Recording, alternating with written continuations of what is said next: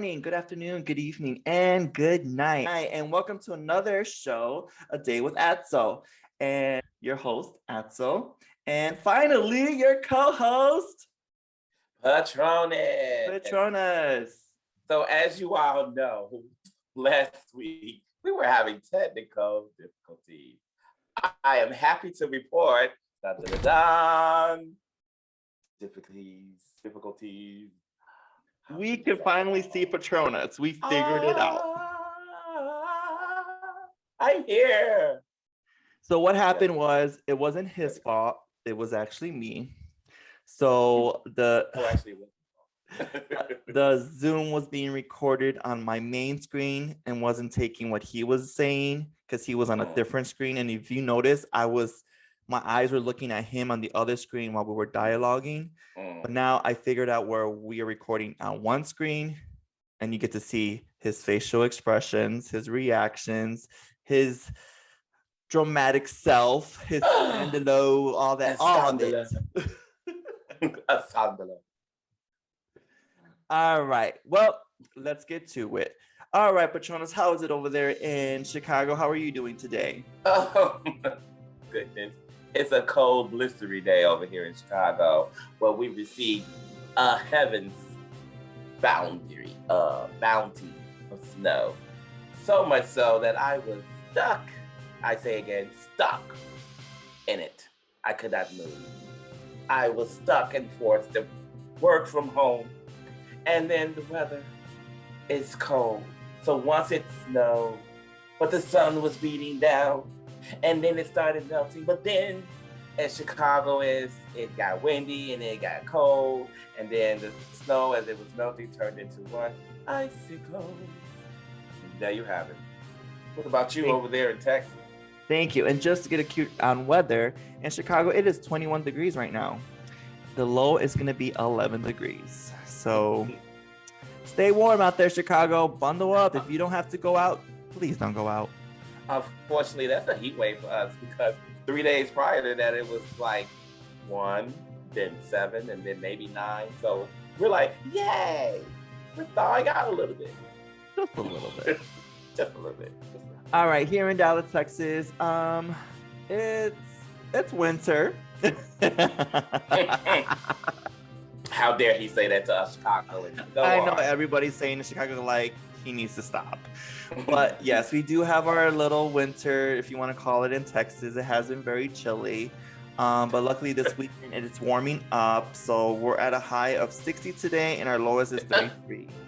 Did you hear him, Chicago? A high of 60, but it's winter. Slap him. Right. Oh, and I have an announcement. I've lost 10 pounds. Yay! Congratulations. So that was just a quick update. Sorry, I'm just too excited to know that I lost 10 No, pounds. that's great. That's great. You know, that's that whole workout thing that you've been doing. Yes, right? I have been committed to that Orange Theory Fitness. It's a boot camp. It's a brutal, but at the end of the day, like, you feel great. The results. And the result is great. Even I try to go 3 times a week, depending with my work schedule and then, weekends and stuff like that. I love it. I love it. That's good. That's good. I recommend it to everyone. I just tell you, it's gonna hurt. I don't know if we have that here. I'm gonna look into that. Your first day, you get a trial run. Your first class is free, so you get to see if you like it or not. Because you never know. It's not. No, I just don't know if we have it here in Chicago. Yeah, you should. Oh, really? Oh, I know somebody who's taking it in Chicago and she loves it. Oh, okay. Mm-hmm. Good. Okay, then I really look into that. Yes. So remember, your first class is free. Your first class is free, and then if you're a teacher or if you're part of a university or whatever, you get a corporate discount. Look at me. This is not sponsored by Orange Theory, by the way. But it is not. But I do We're recommend promoting you guys check them them out. because the results are there. He lost 10 pounds, people. I lost 10 pounds. So we're going you're kind of glowing too. Thanks. Now I need to lose 20 more pounds. There you go. I need to lose 100, but we ain't gonna talk about that right now. Thank you guys for staying tuned with us, and thank you for all the comments and reviews. We love you guys we really so appreciate much. So today's topic this week is my topic.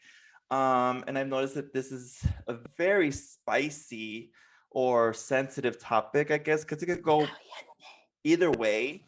So my Yes. topic is social media and relationships. Um, Mm.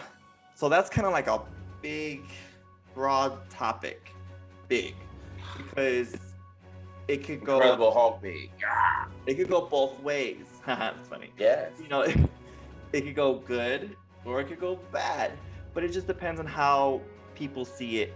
And we just didn't focus on couples. We asked people who were not in a couple of their experience with this topic.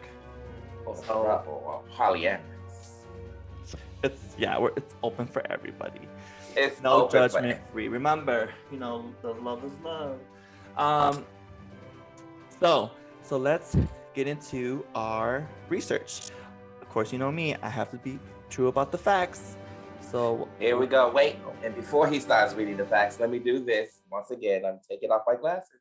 Take off my glasses, but I need them to read. So right, I'm not reading. That's why I can take mine off. But I really can't see much.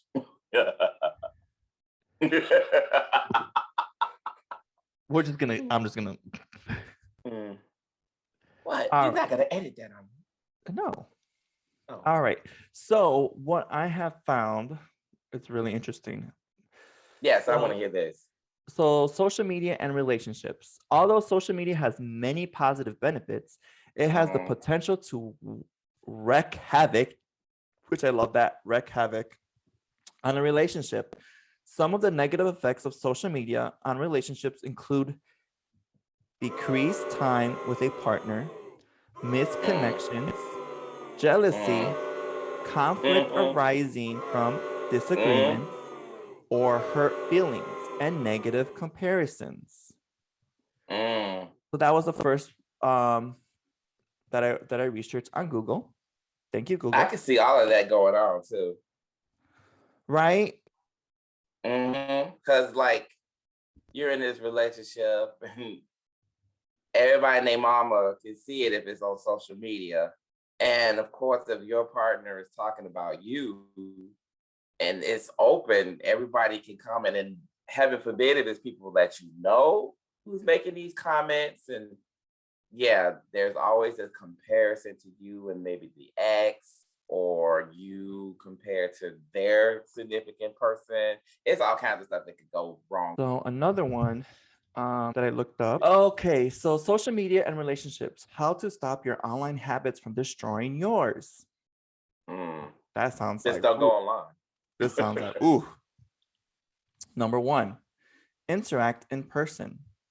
Early on, flirting or testing the waters via social media is great. However, nothing online can replace the physical chemistry you feel when interacting in person. Get together and put your phones away to see what it's really like to talk to this person. Make eye contact. Generally be in their presence. This also goes for couples who have been together for years. It is easy to get wrapped up in online image. I like that, wrapped up. Who you are as a couple in real life is what matters most. That's just number one. Well, going off of that, I agree. There's nothing like being physically present with somebody versus online. Online, you can say all kinds of stuff. It could be lies, true, you don't know. But when you're in person, you can actually see the genuineness, not say that word, but the realness of what they're saying. You know what I'm saying? And then with this the way people are now, even when you're in the same room with a lot of people, they're still on their phones. Get off your phone, talk to me. Or even out at dinner or lunch or whatever. I think that's rude. Right. All right. Number two, don't rely on online status. Whether or not your partner indicates that they're in a relationship on Facebook shouldn't define how you see your relationship status. Talk to them in person to hear what commitment means to them and make sure you both align. What is your love language? Which I should have looked this up. I heard that learning about what your love language is awesome. What is a love language? So love language, there's a book. I should have did this more research. But some of people that I've talked to said that there's a book that tells you about love language. My love language is physical touch. Um, and it's like, I guess it's kind of like a test you take. There's like defining of what is a love language. So it could be like physical touch. It could be just like, oops, like talking, Mm-hmm. or it doesn't even have to be, physical touch. It just has, there's like different levels. I think there's 4 or 5 love languages. Oh wow. Mm-hmm. I need to find this test. You know what we should do for our viewers? Find this test and post the link so they can take it. Their virtual test. Yeah. So we I will will have let to you look. know what we're gonna find that link. Y'all gonna take this test so y'all can I will find find a out your link own and I will love post it in the description comments. below. Oh, okay, there you go. Oh, the comments. Oh, So number 3, stay positive and factual. Leslie Shore, a communication expert, points out that sarcasm can be determined to online and text conversations during the early stages of courtship. Until you know your new partner better, aka until you spent lots of time talking together in person, Leslie recommends staying positive and factual in communication. Tone of voice is tricky to convey on a screen, and that is true. yes, things can be misconstrued via text, email, other. Always, Yes, always. yes, because most people don't know when you respond to somebody in all capital letters, you are shouting at them. You are yelling. Number 4, check in with yourself. As mentioned above, many people find monitoring social media feels and their partners' accounts leads to feeling of jealousy or anxiety. So be sure to check in with yourself to make sure you're not exhibiting more negative emotions than usual. If you find yourself drained, saddened, or angry after browsing social media, it may be time to take a break. And I agree with this because I did delete my Snapchat. Um, Yes. it's so hard to keep up. And if you guys notice, I am not on Facebook either. Atzel, A Day with Atzel does have a Facebook page, but there's not a lot going on there because it's hard to maintain that as well. So my main focus is YouTube and TikTok. So that's all I have, and Instagram, and that's all I Which have, is and that's hilarious because I don't have either of those, but I right. do have Snapchat and Facebook. We're weird. So right, you see, so and I'm also thinking of taking a pause, but I mean this is how I promote A Day with Atzel, so that's the only reason why I have the social medias. Number 5, like we just transitioned to what we're talking about. Take a break. Delete your social media apps for a week or a month. If you recognize these negative emotions consistently swirling around, live in the real world 24/7 for a bit before getting back into social media universe. I love it because I agree. Once I got off of Facebook, it was like, less of a stress, not worrying about, so-and-so's doing this behind your back or so-and-so. Like, I just, nah. Because you didn't care.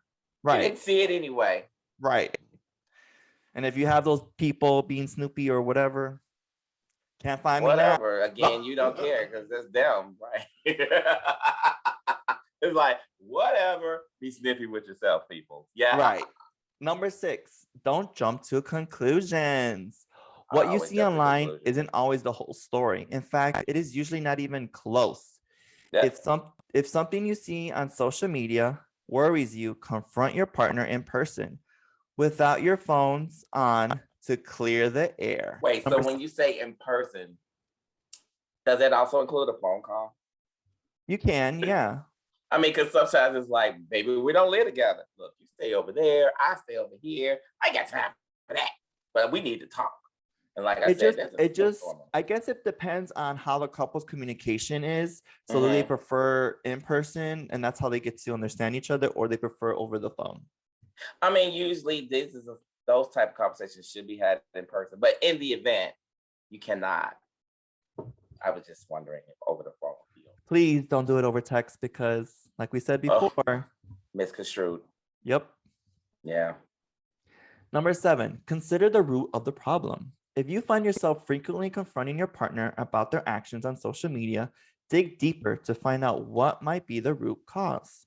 Consistently seeing pictures of your husband, I won't say husband, let's put consistently seeing pictures of your partner with their friends may be a reminder that they never invite you to fun outings.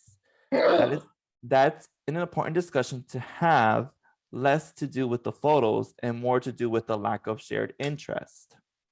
It might not even be interest. It's like, you just didn't invite me. How dare you? But here you are running, gallivanting around with your friends and stuff, and left me at home.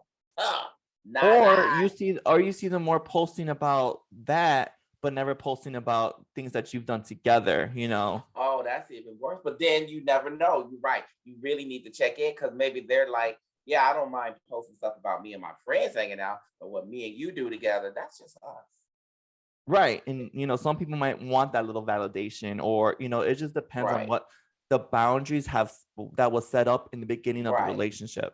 But that goes back to what you said. Check in, people. And then number 8, again, we're going right into, look at that. We're already talking about these questions. Don't share everything. There must be some moments kept private between the two of you. If your entire relationship is posted on your social media sites, there's not much left that doesn't include the whole world. Keep something sacred. Not much. Right. Unless you got a camera in the bedroom too. Oh, now that is a different topic. It'll be coming up sooner or later. Oh, no. Number 9, don't consult the internet first. That's true. Don't consult the internet first. Consider how you would feel if your partner cured the internet for a solution to a problem that they were having before asking your advice. Social media accounts shouldn't be the first place you hear about your partner's fears, dilemmas, or accomplishment, and vice versa. Right. So before you post anything, honey, guess what? What? I just got a promotion. Shut the front door. I'm gonna post it on Facebook now. Okay. Right, exactly. Like stuff like accomplishments and stuff you should be having with your partner. Or like, you know, for example, me losing, 10 pounds of my, what my goal was, that validation is like, yeah, babe, good job, keep going, Right. All right. Another one that I found. Wait, but did you tell your partner first before you said anything? What? Did you tell your partner first before you said anything? Yeah, I did. Okay, just checking. Of course. See, of course. he follows what he says, people. You gotta check. Check. Check. All right.